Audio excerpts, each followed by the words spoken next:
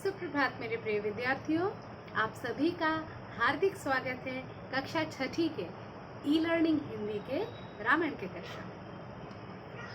तो विद्यार्थियों, हम लोग ये देख रहे थे कि मुनिवर ने जो है भरत से आग्रह किया कि राजगद्दी खाली रखने के काफ़ी सारे साइड इफ़ेक्ट्स हो सकते हैं, इसलिए आप कृपया राजगद्दी को स्वीकार करें, आप पुनः उस पर बैठें और अपना राजकाज करना शुरू करें। लेकिन उन्होंने साफ इनकार कर दिया, ऐसी राजगद्दी को स्वीकार करने से मना कर दिया, जिसके कारण जो है मतलब रिश्तों को खोना पड़े, अपनों को मतलब एकदम जान से जाना पड़े। ये गद्दी वो राजगद्दी वो नहीं ले सकते थे और सर्वोपरि उनका मानना है कि ये राजगद्दी केवल उनके भ्राता श्री राम की है, ये उन्हीं को शोभा देता है, ये उसके लिए नहीं है, तो वो इसको ग्रहण नहीं कर सकता है। इस वजह से वो बिल्कुल भी उस राजगद्दी को ग्रहण करने नहीं चाहता था और चाहता था कि वन जाकर वो भैया को मना कर लाएगा। तो आगे पढ़ते हैं। वन जाने के लिए सभी तैयार थे, सभी चाहते थे कि राम लौट आए। भरत भी बहुत अच्छे थे, लेकिन राम के अधिकार को लेकर के और राम को के रहते और कोई राजा बने, ये कोई सोच भी नहीं सकता। तो सभी वन जाने को तैयार हो गए। भरत ने सबके मन की बात कही थी। भरत ने जो बात कही थी, एक्चुअली मन ही मन सभी यही चाहते थे, यही सुनना चाहते थे। लेकिन राजा की कैसे भी हो, लेकिन ये राजा की अंतिम इच्छा जो थी, तो कुछ और तो कह नहीं सकते थे, इसलिए कोई बोल नहीं रहा था, लेकिन सबके मन में यही इच्छा थी। सबकी इच्छा थी कि राम अयोध्या लौट आए, सभी यही चाहते थे।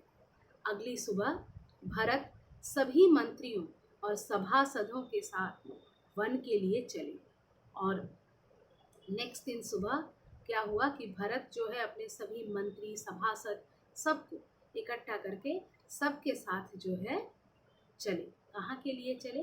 वन के लिए चले। गुरु वशिष्ठ साथ थे, गुरु को लिया, खुद चले, सारे मंत्रियों को लिया और अपने भाई को लेने के लिए चल दिए। नगरवासी भी थे, नगरवासी भी राम को ही अपना राजा मानते थे।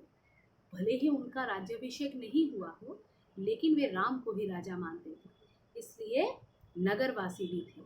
अयोध्या की चतुरंगिणी सेना तो थी ही, और अयोध्या की जो चतुरंगिणी सेना मतलब इतनी जो सजी सवरी सेना थी वो भी थी। मतलब अचानक से जैसे लग रहा है कि अयोध्या में फिर से एक नए प्राण का संचार हो गया है।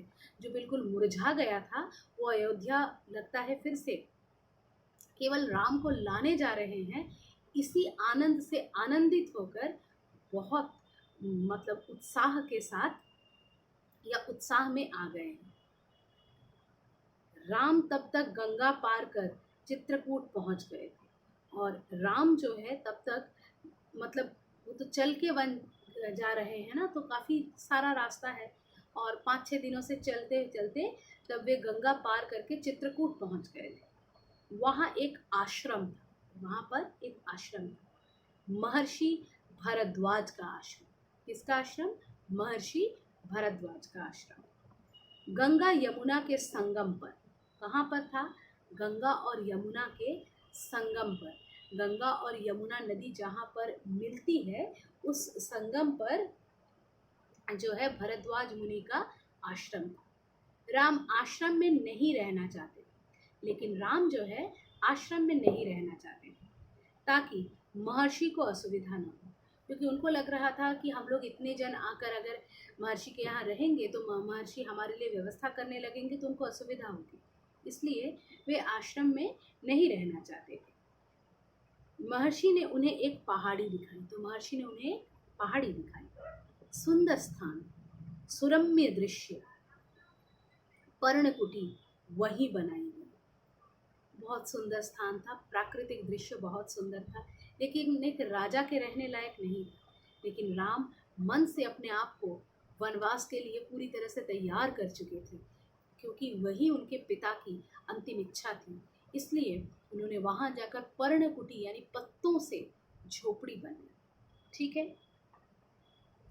भरत को सूचना मिल गई थी, वे चित्रकूट ही आ रहे थे। भरत को भी सूचना मिल गई थी कि राम जी यहीं पधारे हैं, तो वे चित्रकूट के लिए ही चल दिए। पूरे दल बल के साथ भाई को लेने जा रहे हैं। सेना के चलने से आसमान धूल से अट गया। इतनी सेना जब जा रही है, इतने लोग जा रहे हैं, तो आसमान पूरा धूल से अट गया, जैसे लग रहा है धूल की वर्षा हो रही है। हर ओर कोलाहल, चारों ओर कोलाहल हो रहा है। वे श्रृंगवेरपुर पहुंचे और वे श्रृंग एक ही बार में, मानते हैं ये लोग पैदल जा रहे थे, ये लोग घोड़े से जा रहे हैं, लेकिन एक ही बार में तो इतना नहीं रास्ता तय कर सकते हैं ना, हमारी तरह हवाई जहाज़ तो नहीं हुआ करते थे। तो वो श्रृंगवेर नामक स्थान पर पहुंचे। निषाद राज गुह को सेना देखकर कुछ संदेह हुआ, और इतनी सेना लेकर जा रहे हैं, अब सबको तो मालूम नहीं होगा कि किस लिए जा रहे हैं, किसी को लग सकता है कि युद्ध करने जा रहे हैं। तो जो निषाद के राजा हैं, निषाद राज गुह, उनको ये सेना देखकर संदेह हुआ, कहीं राजमद में आकर भरत राम पर आक्रमण करने तो नहीं जा रहे हैं। उनको अब देखो, हर कोई यहाँ भरत को ही गलत समझ रहा है, जैसे माता कौशल्या ने पहले समझा था। कोई तो समझ नहीं पा रहा है ना कि भरत गलत नहीं है, क्योंकि लग रहा है कि उसके लिए इतना कुछ हुआ है तो उसी की सहमति से हुआ होगा।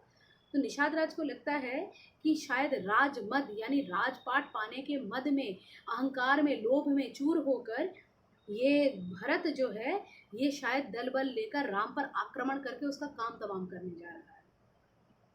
सही स्थिति पता चली तो उन्होंने भरत की अगवानी की। जब सही स्थिति पता चली तो वो भरत के सामने चले गए। गंगा पार करने के लिए देखते देखते 500 नावें जुटा दी, लेकिन जब उनको सही स्थिति पता चली कि भरत किस नेक उद्देश्य से जा रहे हैं, तो उन्होंने ही गंगा पार कराने के लिए उन लोगों को, क्योंकि घोड़े से तो गंगा पार नहीं हो सकती है ना, तो 500 नाव, कितने लोग जा रहे थे सोचिए, 500 नाव जुटा दिए, और उसके इन धार्मिक कार्य में, उसका साथ देने में उसने भी चूक नहीं।